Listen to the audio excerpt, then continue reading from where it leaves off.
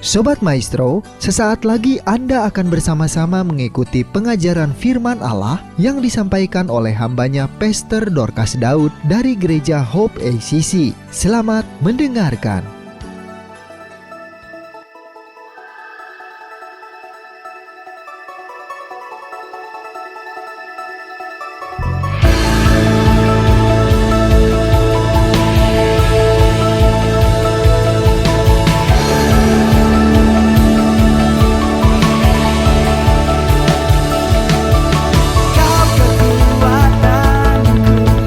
Kau sumber pengharapan dan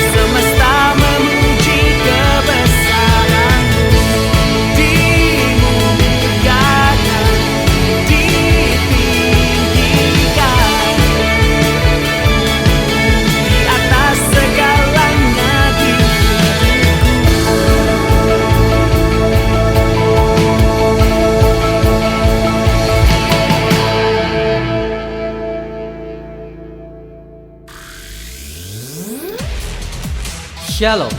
Anda akan mendengarkan program Kuasa dalam Firman-Nya yang disampaikan oleh Pastor Dorcas Daud dari Hope ACC dan Dorcas Ministries. Selamat mendengarkan. Baik, kita akan berdoa terlebih dahulu.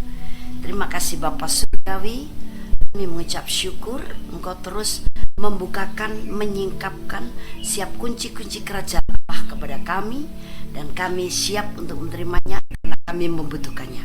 Roh Kudus yang menolong kami untuk bisa mengerti dan mencerna dengan baik setiap kunci-kunci kerajaan Allah dan kami terapkan dalam hidup kami.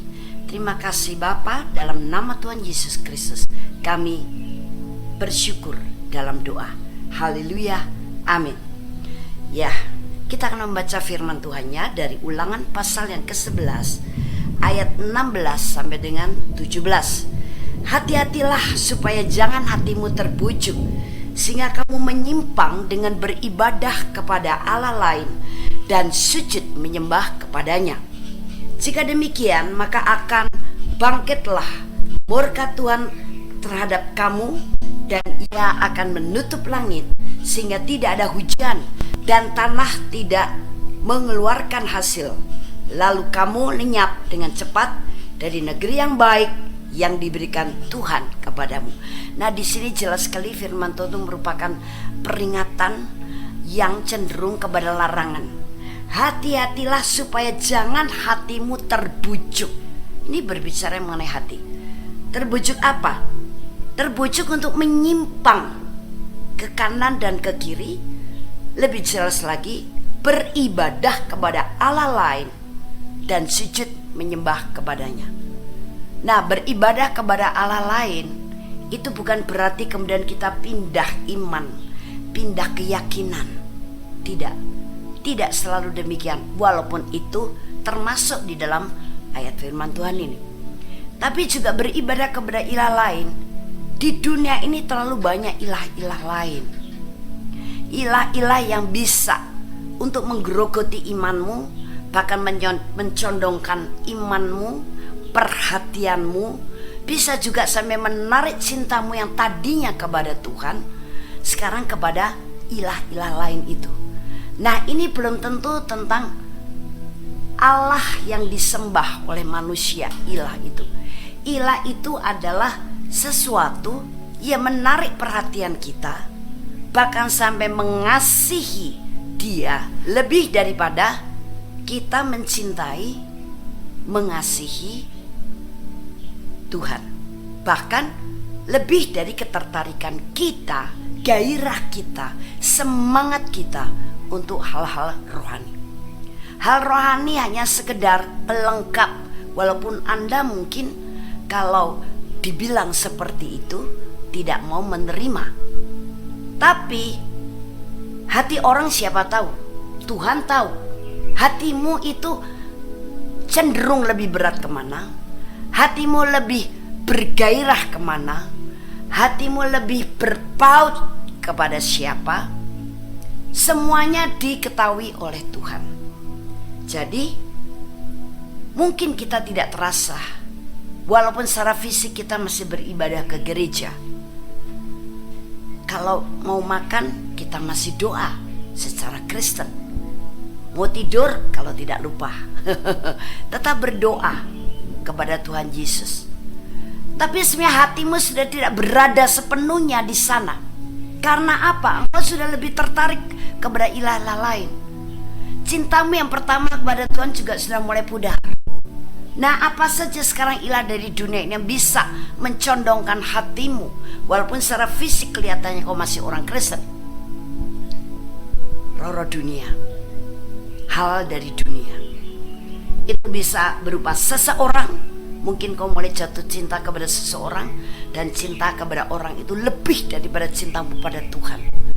Sehingga engkau kalau dengan Tuhan tidak bisa lagi sepenuh hati. Engkau tidak lagi merindukannya seperti dulu. Tapi yang kau rindukan adalah seseorang itu. Yang terbayang-bayang terus adalah seseorang itu. Yang muncul dalam mimpi ketika kau tidur, orang itu. Yang ada di hatimu adalah orang itu. Nah, dia bisa seseorang, Entah orang itu orang yang mentambat hatimu karena mulai fall in love, jatuh cinta, atau orang itu yang engkau kagumi demikian rupa. Hati-hati, walaupun orang yang kau kagumi itu mungkin seorang hamba Tuhan, tapi kalau dia sampai menggeser utamaan Yesus Tuhan dalam hatimu, dari perhatianmu, dari kehidupan, itu juga ilah lain. Nah, mungkin hobi, karena hobi ini begitu mengikat hatimu, sehingga kalau engkau sedang melakukan hobimu, wow, semangatnya luar biasa, gairahnya luar biasa. Tapi kalau engkau baca firman, tidak mengerti pun isi firman, engkau tidak peduli. Bahkan mungkin secara fisik engkau sudah kelelahan karena sudah melakukan hobimu, begitu bersemangat, sampai di rumah fisikmu letih, engkau tidak lagi merasa sanggup untuk makan firman. Engkau lebih baik mengikuti keinginan daging, tidur. Engkau tidak merasa salah, engkau tidak merasa kurang sesuatu walaupun engkau belum makan firman. Nah, mungkin itu adalah hobimu, atau pekerjaanmu, bisnismu, uangmu, hartamu, dirimu sendiri. Ada banyak orang yang begitu mengagungkan dirinya sendiri. Akibatnya dia menjadi orang yang sombong, orang yang merasa selalu benar sendiri, orang yang angkuh, atau orang yang pengen dimengerti terus sama orang lain, egonya terlalu tinggi, atau menjadi orang yang mengasihani diri sendiri berlebih. Itu juga karena apa? Memberhalakan dirinya, mudah tersinggung, mudah kecewa. Itu artinya apa? Membanggakan dirinya. Aku diperlakukan seperti itu, saya tidak mau. Siapa saya? Siapa lu? Atau bahkan pelayanan. Ada banyak orang-orang Kristen mulai sekarang dibutuhkan banyak orang, mulai sekarang diundang sana sini, mulai melihat tiap kali pelayanan kita mendapatkan satu berkat dari orang yang kita layani. Pada akhirnya pelayanan itu menjadi berhala. Padahal melayani yang paling penting ada nomor satu, melayani pribadi Yesus. Kita tiap kali selalu bersekutu dengan Tuhan, kita agungkan Dia secara pribadi, kita ajak berdialog, kita mintai pimpinannya, kita memberi waktu, hati dan telinga untuk mendengarkan Dia menegur kita, mengajar kita, memberi hal-hal yang perlu untuk kita. Tapi banyak orang sudah kehilangan seperti ini. Kalau ditanya, oh sorry saya sibuk pelayanan. Bagaimana pelayanan kepada orang lain menghasilkan buah pelayanan yang baik ketika pelayanan pribadi kita kepada pribadi Yesus itu mempunyai hubungan yang sehat, mempunyai hubungan secara pribadi yang begitu erat, begitu indah, begitu menggelora, begitu spesial. Karena dari situlah engkau akan menerima supply hal yang positif dari Tuhan. Aliran airnya yang hidup, kemuliaannya, pikiran-pikirannya, pewahyuannya, kekuatannya, urapannya, pribadinya Yesus. Nah, sehingga ketika kita melayani, kita menghasilkan buah pelayanan yang manis. Nah, itu semuanya adalah bisa menjadi berhala kita. Termasuk ketika kita sudah diberkati, kita hatinya lebih melekat dan lebih bersukacita kepada berkat itu. Tapi ketika berkat itu belum melimpah, engkau banyak kecewa, engkau banyak patah semangat, engkau banyak putus asa. Kau merasa seperti, aduh, gak ada sesuatu yang menyenangkan, gak ada sesuatu yang menggairahkan. Tapi ketika ada berkat, engkau kemudian menyala-nyala rohnya. Wow, kemana-mana bilang God is good. Padahal yang namanya berkat dari Tuhan, setiap saat itu kita diberkati Tuhan. Berkat Tuhan bukan hanya soal finansial, tapi udara yang bisa kita hirup tanpa kita pakai tabung oksigen, itu juga sudah berkat. Menjalani kehidupan sehat itu berkat. Kita bisa makan setiap hari itu berkat. Kita tetap bisa berpakaian dan komplit itu berkat. Kita berpikir bahwa berkat itulah berupa finansial yang bermiliar-miliar atau ratusan juta atau sekian puluh juta, baru kita kelihatan senang, baru kita bersemangat. No, kalau kita cara berpikir seperti itu, berarti kita memberhalakan berkat.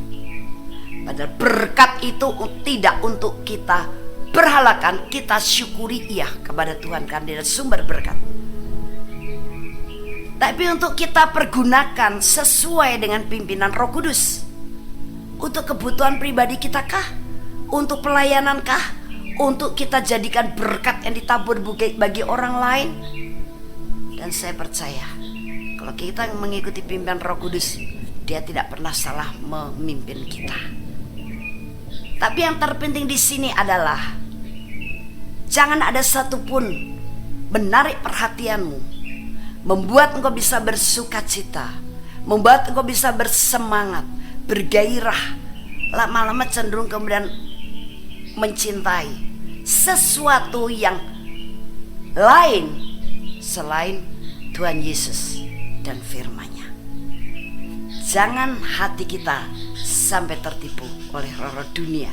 Dari Ulangan pasal 11 ayat yang ke-17. Jika demikian, maka akan bangkitlah murka Tuhan terhadap kamu, dan ia akan menutup langit sehingga tidak ada hujan dan tanah tidak mengeluarkan hasil.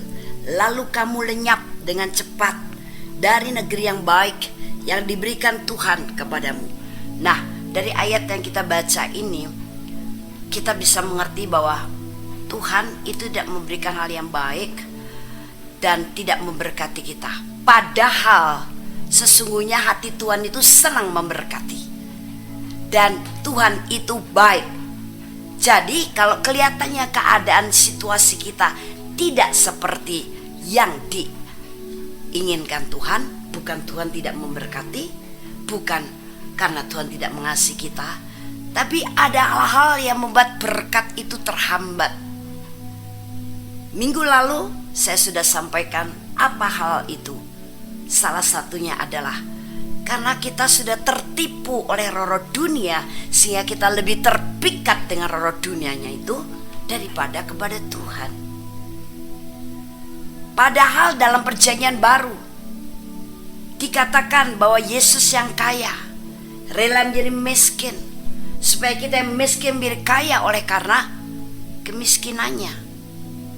Kemudian dikatakan bahwa Efesus 1 ayat yang ketiga, berkat Allah Bapa itu ada dalam Yesus Kristus. Sekarang kita sudah percaya kepada Yesus, kita di dalam Yesus. Tapi mengapa keadaan belum seperti yang difirmankan? Karena apa? Ilah-ilah itu berusaha bukan mencuri berkatmu, bukan menyembunyikan berkatmu, tapi menutup pengertian kita dan hati kita kalau Tuhan itu baik dan Tuhan itu senang memberkati kita. Supaya kita kemudian ragu-ragu, kita bimbang, kita kecewa kepada Tuhan. Padahal yang membuat hal itu terjadi adalah bukan Tuhan, tapi kita yang mengizinkan hati kita tertipu sehingga terikat kepada hal-hal dari duniawi lebih daripada hal-hal dari kerajaan Allah. Nah, Itu sebabnya ini sangat mengecewakan Tuhan. Dan ketika kita punya sikap hati seperti itu, apa yang terjadi? Iblis dan setan punya kesempatan. Untuk apa? Untuk membuat kita makin terpuruk, membuat kita sepertinya hidup berkekurangan, membuat kita sepertinya miskin, membuat kita sepertinya lemah, tak berdaya, berkekurangan. Padahal pemazmur Daud sudah mengatakan, Tuhan adalah gembalaku, takkan kekurangan aku. Kita tidak akan pernah kekurangan berkat rohani, materi, dan jasmani. Dan itu sudah dibayar lunas dan terjadi dalam penebusan Yesus Kristus. Tapi mengapa itu belum terjadi secara maksimal atau belum terjadi dalam kehidupan kita? Karena kita punya ilah-ilah yang lain. Sehingga iblis punya peluang untuk kita menjadi orang yang seperti terkutuk, seperti berkekurangan, seperti tidak punya apa-apa. Nah, padahal sebenarnya iblis tidak bisa berkuasa atas kita. Iblis dan setan tidak bisa sebenarnya mengganggu kehidupan kita. Tapi mereka jadi punya peluang ketika cinta kita kepada Tuhan berkurang karena cinta kepada dunia. Ketika semangat kita kepada Tuhan mulai turun karena semangat kita sekarang kepada hal yang dari dunia. Itu yang disebut ilah-ilah lain. Dan disitulah iblis akhirnya punya peluang. Dan dia seakan-akan berkuasa atas hidup kita. Padahal 2000 tahun yang lalu iblis dan setan sudah dikalahkan oleh Yesus dengan kematian dan kebangkitannya di atas kayu salib. Mereka sudah tidak punya kekuatan dan kuasa lagi. Namun ketika orang Kristen hatinya condong kepada roh-roh dunia, nah ini yang membuka kesempatan kepada mereka. Sehingga mereka dengan leluasa mau membuat kita semakin terpuruk, memberikan bisikan-bisikan berupa tuduhan, berupa intimidasi. Nah, katanya orang Kristen diberkati, kan kamu kurang berkat terus. Katanya orang Kristen dibuat sukses dan berhasil, kamu tidak sukses-sukses. Akhirnya di mana Tuhanmu? Bagaimana dengan firman-Mu yang kamu baca setiap hari? Kan firman berjanji yang luar biasa dari Tuhanmu. Tapi kenyataannya, nah, mulai dia memberikan pengertian-pengertian yang mengintimidasi dan membuat kita sampai ragu untuk kehebatan Tuhan, janji Tuhan, firman Tuhan, penyertaan Tuhan, kasih Tuhan, dan kebaikan Tuhan. Itu sebabnya supaya sekarang kita tidak mudah untuk terbuka celah bagi iblis dan setan mengintimidasi, menyerang dan melemahkan iman kita dan memisahkan cinta kita kepada Tuhan, bahkan mencondongkan hati kita memiliki ilah-ilah lain dari roh dunia. Apa yang harus kita lakukan? Ulangan 11 ayat 19 sampai 21. Demikian firman Tuhan. Kamu harus mengajarkannya kepada anak-anakmu dengan membicarakannya apabila engkau duduk di rumahmu, dan apabila engkau sedang dalam perjalanan, apabila engkau berbaring, dan apabila engkau bangun. Engkau harus menuliskannya pada tiang pintu rumahmu dan pada pintu gerbangmu, supaya panjang umurmu dan umur anak-anakmu di tanah yang dijanjikan Tuhan dengan sumpah kepada nenek moyangmu, untuk memberikannya kepada mereka selama ada langit di atas bumi. Nah, ini berbicara tentang apa? Tentang firman Tuhan. Mari firman Tuhan itu kita kumandangkan, kita suarakan kepada seluruh anggota keluarga kita. Bahkan kemudian bawa seluruh keluarga untuk hidup sesuai dengan firman, untuk melakukan firman. Ketika anak-anak masih kecil, ajarkan itu berulang-ulang, perkatakan itu, supaya mereka mulai mengenal Tuhan dan firman-Nya sedari kanak-kanak. Jangan nunggu nanti sudah remaja, sudah dewasa, mereka sudah banyak dipengaruhi oleh kenikmatan dunia dan daging. Lebih susah. Tapi ketika dari mulai kanak-kanak, bahkan dari mulai perut seorang ibu mengandung bayi, ketika dia mau makan firman, baca firman, ajak bayi itu untuk membaca firman. Ayo nak, kita makan firman bersama-sama. Ketika seorang ibu sedang mengandung mau berdoa, ayo nak kita berdoa kepada Tuhan Yesus. Ketika seorang ibu yang mengandung mau memuji menyembah Tuhan, ayo nak kita bersama-sama memuji dan menyembah Yesus. Dia adalah Tuhan dan Juru Selamat kita. Dia adalah hidup kita. Nah, perkenalkan itu. Bahkan bangun sebuah mesbah keluarga. Ketika anak masih kecil, ketika mesbah keluarga itu dilakukan, puji Tuhan, sembah Dia, sampaikan firman-Nya, walaupun dengan cara yang sesederhana mungkin, supaya dari kecil anak-anak mengenal kebenaran itu. Nah, bahkan pada orang-orang Israel, sampai Taurat itu harus ditulis di pintu gerbang, tiang pintu rumah, pintu gerbang. Kemudian ketika orang tuanya sedang duduk di rumah sambil berbincang-bincang, ketika sedang berpergian, sedang dalam perjalanan. Nah, lebih baik apa yang kita bahas, kita perkatakan adalah dari firman. Barangkali kita sedang memperbincangkan sesuatu, mungkin gejolak politik, gejolak keuangan dunia, tapi itu juga bisa menjadi basic, menjadi dasar bagaimana kemudian kita bisa arahkan apa kata Tuhan tentang itu, apa kata firman mengenai hal ini. Nah, itu harus kita lakukan berulang-ulang, artinya dirimu itu harus firman yang hidup. Ketika kita kuat di dalam firman, saya pribadi pun sangat yakin kita juga akan kuat, tidak mudah terbuka peluang untuk diganggu oleh iblis dan setan, karena hati kita tidak mudah dicondongkan kepada ilah-ilah lain. Cinta kita kepada Tuhan tetap utuh, iman kita kepada Tuhan sehat, hati kita bahkan rela dimiliki oleh Tuhan. Semangat kita otomatis tidak akan pernah pudar, iman kita tak pernah bisa digoyahkan.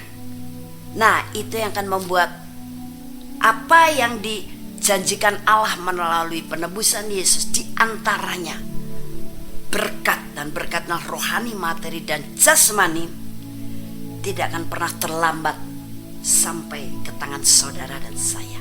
Bagaimana hati bisa tertipu oleh roh dunia, membuat cinta kita, semangat kita, bahkan iman kita bisa berkurang kepada Tuhan, karena lebih tertarik dari hal dunia.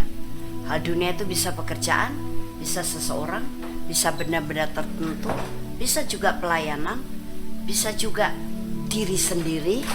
Nah, supaya kita tidak tertipu seperti itu, harus banyak makan firman. Banyak orang Kristen kurang kaya dengan pengertian firman Tuhan yang benar, sehingga imannya tidak tumbuh dengan sehat, sehingga hatinya mudah berpaut kepada yang lain, mudah dicondongkan oleh dunia ini.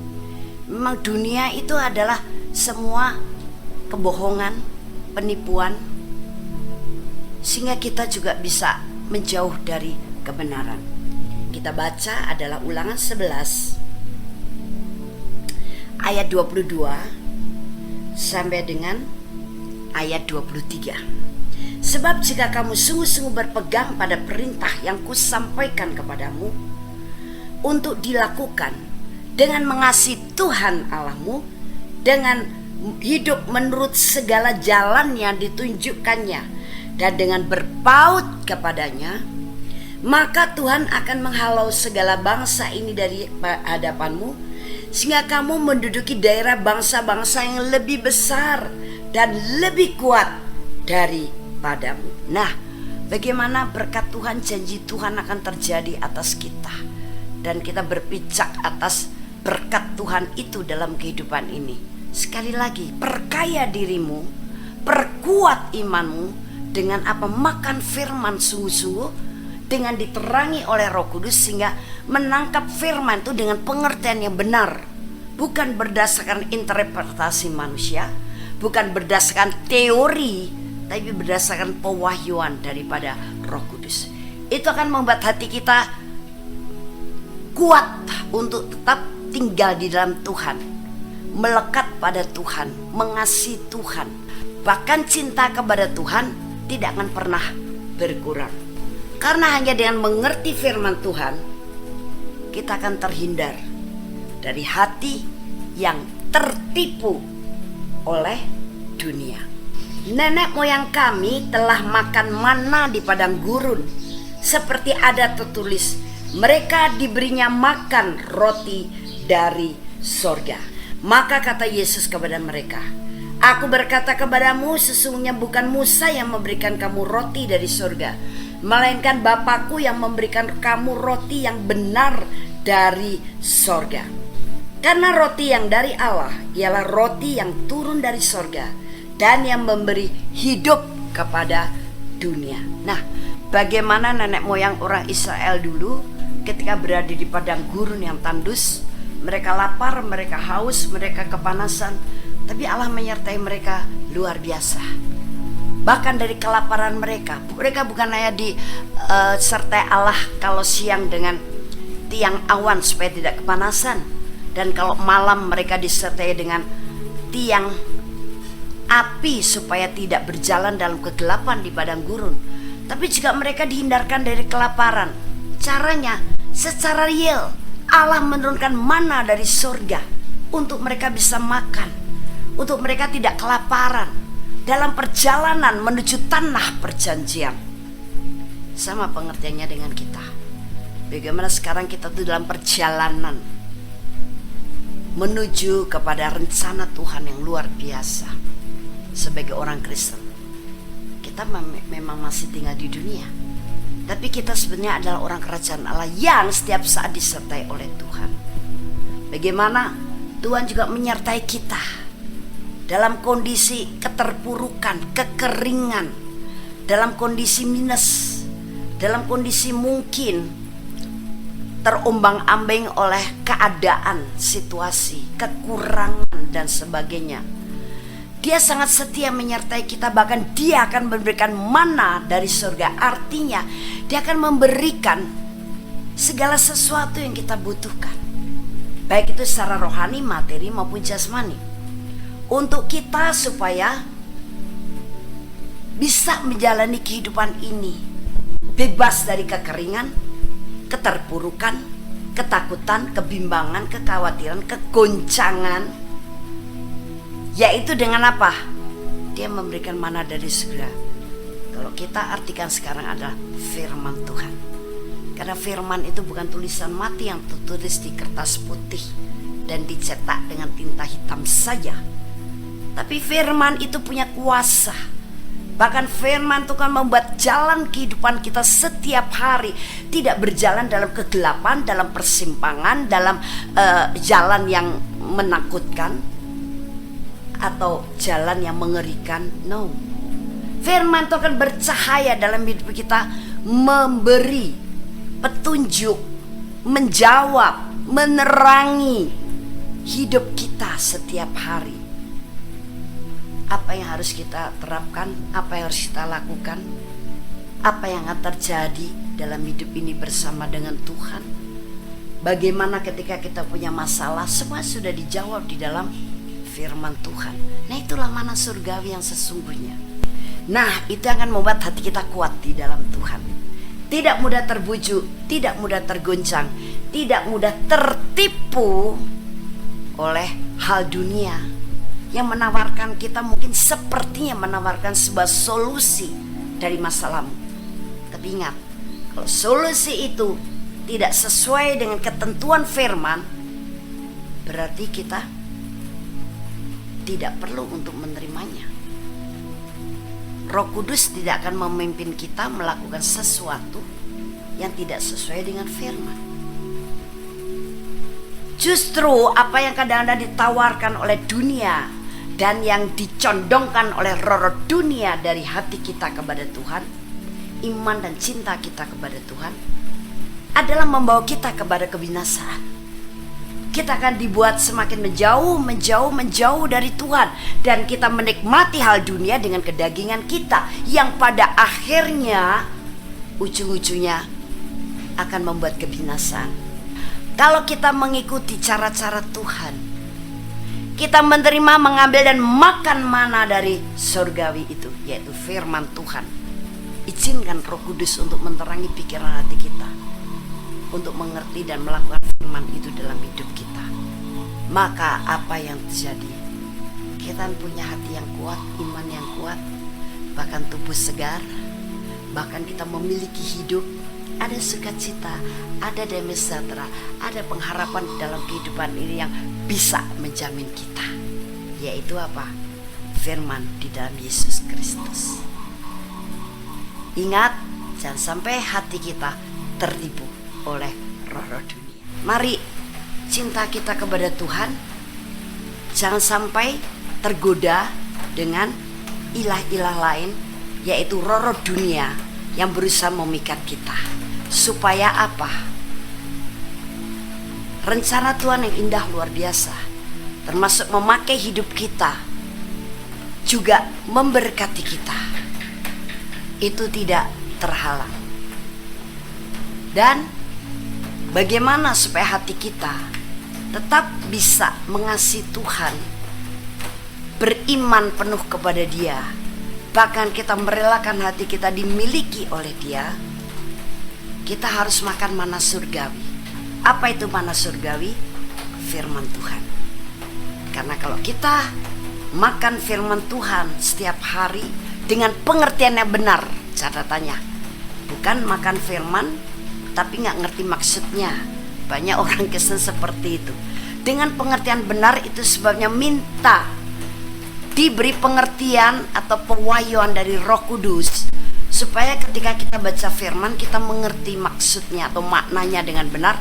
Itu akan membuat iman kita sehat. Itu akan membuat cinta kita tidak akan pernah bisa digeser oleh apapun, termasuk dari godaan roh-roh dunia. Supaya tidak ada ilah-ilah lain dalam hati kita. Cinta kita tetap bersemangat dengan Tuhan. Roh kita tetap menyala-nyala, berkobar-kobar dengan Tuhan. Makan firman. Karena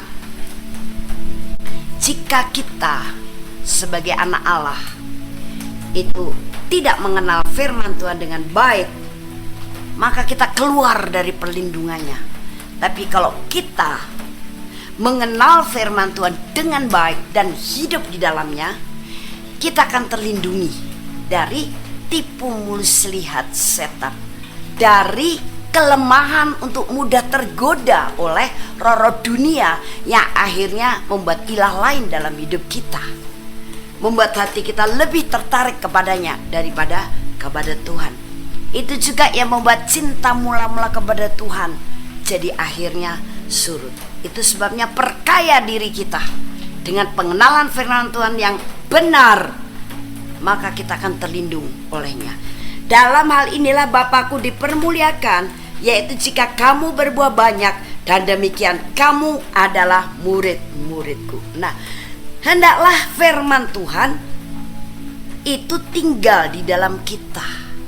Nah, tinggallah di situ, maka kamu akan berbuah dan nama Bapakku dipermuliakan. Itulah tandanya kamu muridku.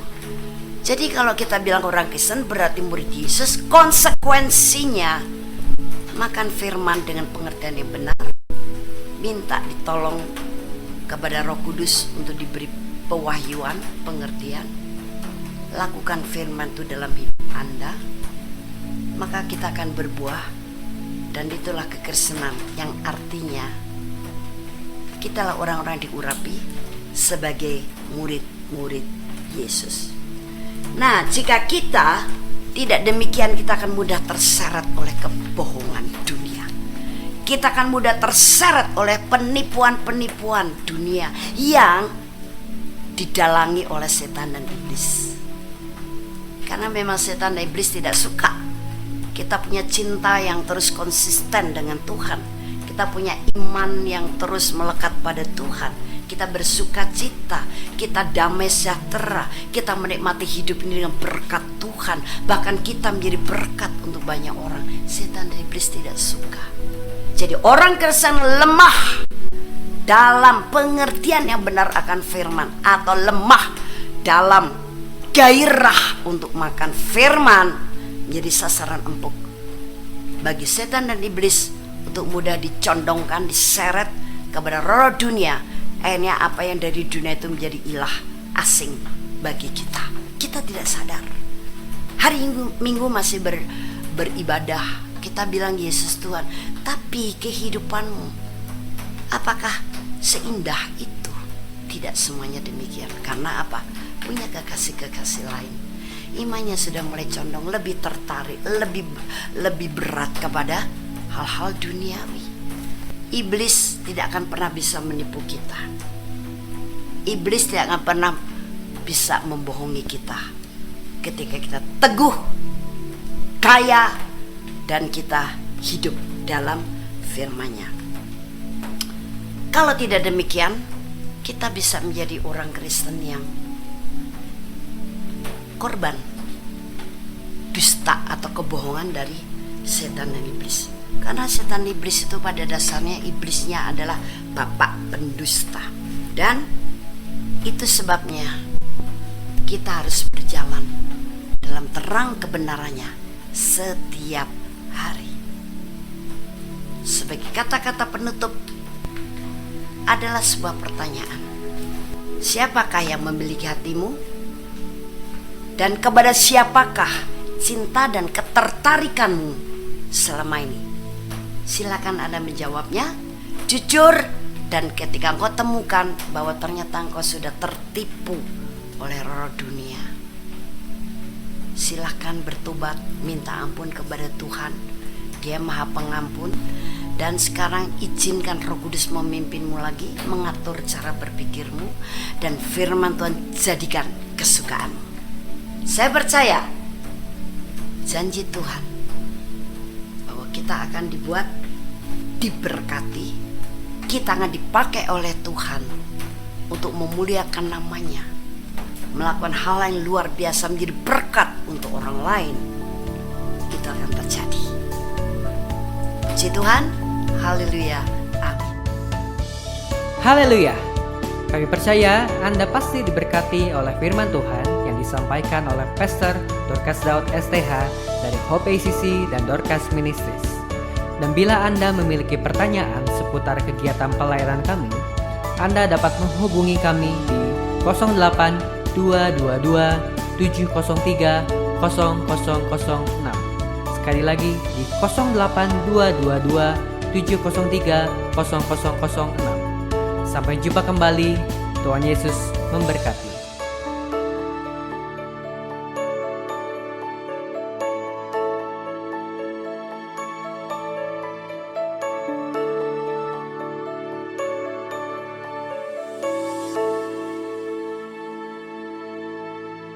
Come on!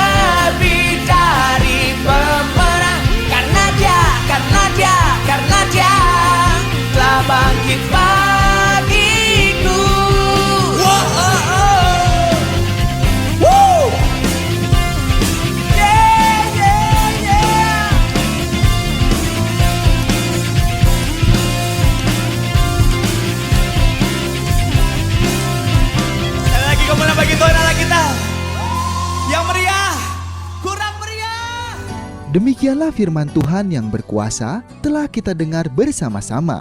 Dan kami percaya Anda sangat diberkati. Bagi yang membutuhkan pertumbuhan iman dan pelayanan lebih lanjut, Anda dapat menghubungi kami dan beribadah bersama dengan kami setiap hari Minggu di Gereja Hope ACC di ACC Center, Jalan Mekar Utama, nomor 31, lantai 3 Kompleks Mekarwangi, Bandung, pada jam 8.30. Ada kebaktian anak-anak pada jam yang sama. Ikuti juga Breakthrough Prayer setiap Jumat jam 18.30. Jika Anda membutuhkan dukungan doa, Anda dapat mengirimkan SMS ke nomor 0822 2703 0006. Tuhan memberkati.